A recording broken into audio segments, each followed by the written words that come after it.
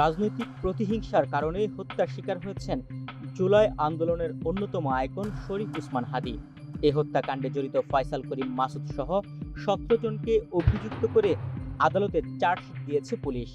সেখানে হাদী হত্যায় সরাসরি অংশ নেওয়াদের পাশাপাশি নির্দেশদাতার নামও উঠে এসেছে। ৬ জানুয়ারি মঙ্গলবার মিন্টু রোডের ডিএমপি মিডিয়া সেন্টারে আয়োজিত সংবাদ সম্মেলনে ডিএমপির গোয়েন্দা বিভাগের দায়িত্বপ্রাপ্ত অতিরিক্ত কমিশনার মোহাম্মদ শফিকুল ইসলাম এ তথ্য জানান। করোনা বা যে কোনো ভাইরাসের এগেইনস্টে ফাইট মানি ব্যাকট্রলের লেফট রাইট। ওসমান হাদীকে হত্যার নেপথ্যে নির্দেশদাতা ছিলেন তাজুল ইসলাম চৌধুরী বাপ্পি। তিনি আওয়ামী লীগের অঙ্গ সংগঠন যুবলীগের পল্লবী থানার সভাপতি। ঢাকা সিটি কর্পোরেশনের কাউন্সিলরও ছিলেন তিনি।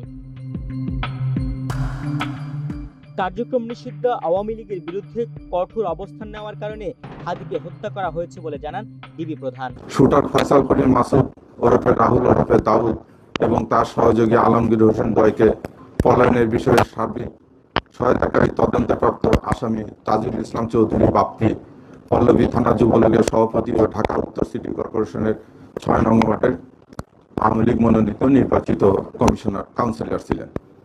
কাজে আসামিদের রাজনীতি পরিচয়, ভিকটিমের পূর্ববর্তী বিভিন্ন রাজনৈতিক বক্তব্য থেকে তদন্তে প্রকাশ পায় যে রাজনৈতিক প্রতিহিংসার কারণে শরীফ ওসমান হাদী ওরফে ওসমান গনিকে গুলি করে হত্যা করা হয়। ইতিমধ্যে হাদী হত্যার তদন্তে আসামিদের বিরুদ্ধে অভিযোগ প্রমাণিত হয়েছে বলে চার্জশিট দেওয়া হয়েছে।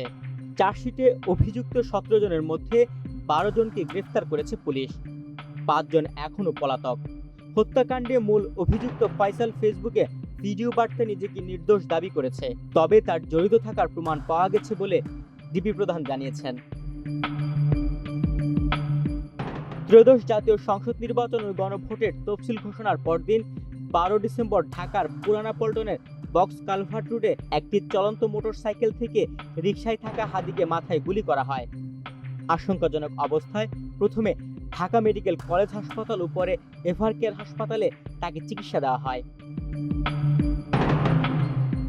অবস্থার অবনতি হলে ১৫ ডিসেম্বর এয়ার অ্যাম্বুলেন্সে তাকে সিঙ্গাপুর নেওয়া হয়।